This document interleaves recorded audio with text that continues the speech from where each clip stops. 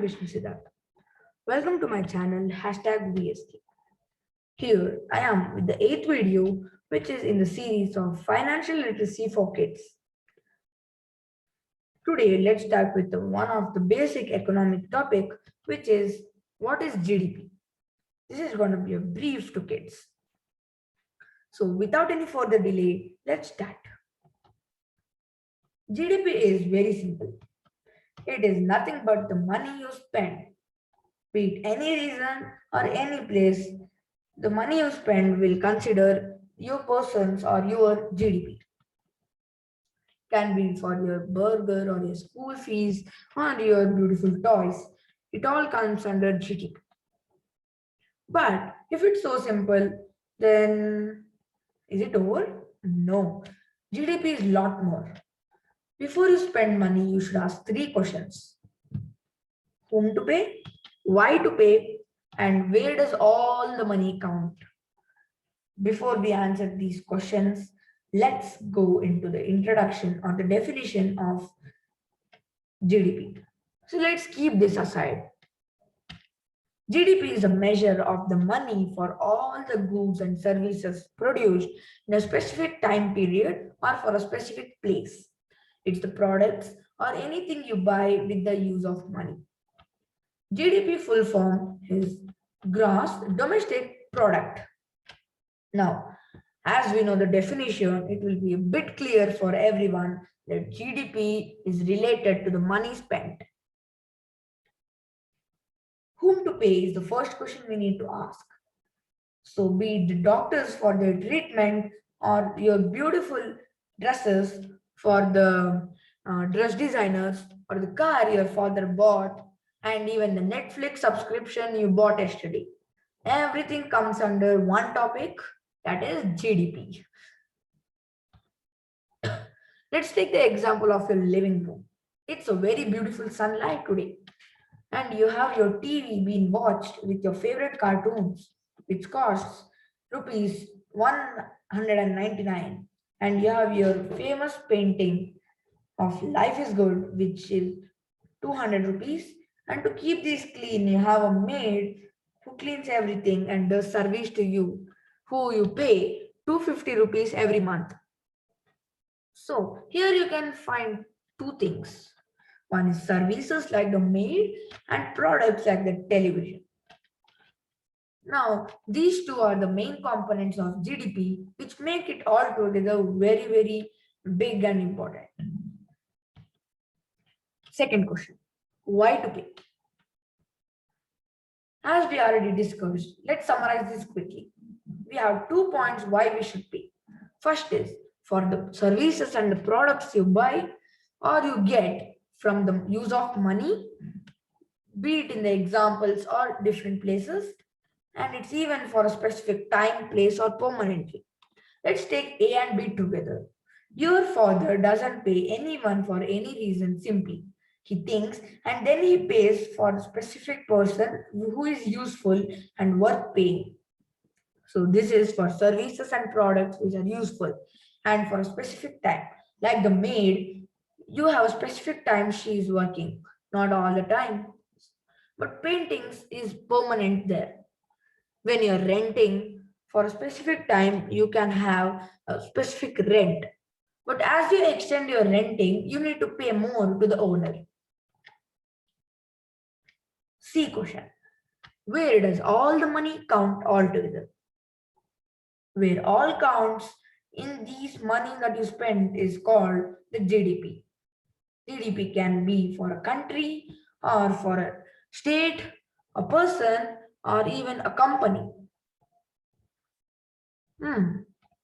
We learned so much about GDP and the users and what it's related to. But what's the use of learning GDP? And what is the use of having GDP? So it helps us to know if we are strong or weak in the economy in our organization, or you may take the help of a country or a person. And it can be used to be better and improvise our strengths and weaken the weaknesses and invest better next time. And as it's recorded, the GDP can improve the next time you record it. Now, let's go into one of the interesting topics that we are going to discuss today. That is how to calculate GDP. We are going to discuss the most easy and useful way, which is very, very easy to know the country's GDP.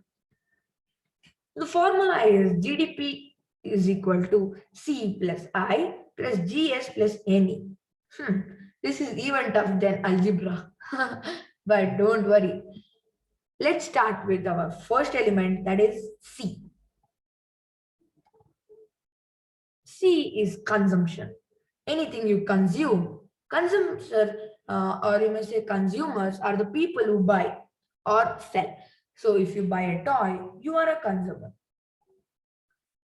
The money we spend on our daily chores or work, or it may be a money you give to anyone, be it your van driver or the tip you give to the restaurant. For any reason, it's called consumption, which together also counts as a public money to the country's GDP. So the second one is investments. After spending, you need to invest. Investments are very important because the money that we share or invest is for a profit in anyone's organization or any person, so that this can be also counted in GDP.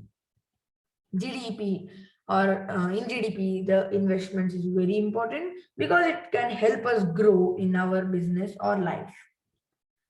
One of the important fact I'm going to share today is US, while it was in a crisis period a few years ago, its GDP went so low in negative that the investments will be mostly reduced to retain the positive GDP value.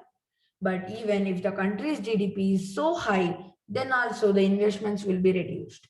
So anything over is dangerous. Let's go to the third topic, that is the government spendings. Government spendings is very important. Why?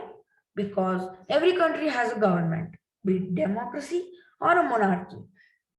Government has to spend a lot of money to keep its citizens safe and give all the facilities for their day-to-day life. We have learned about government before. Government gives us buses for transportations, and it gives us water to drink and survive, and it even gives us roads for smooth travel, and many more like this. So it may be schools for education, and even in these times, it has given so many schemes to us to be better and safe at home. So these government spendings play a big, big and main role in the GDP of a country. And as nothing comes free, they need to spend the money for facilities. So spending is added to G. Now, the last and final one is the net exports. Now, net exports is very simple and it's one of the important things. Till now, we have only discussed the GDP of one country. Now, let's take example of two countries. The first one is USA and second one is our India.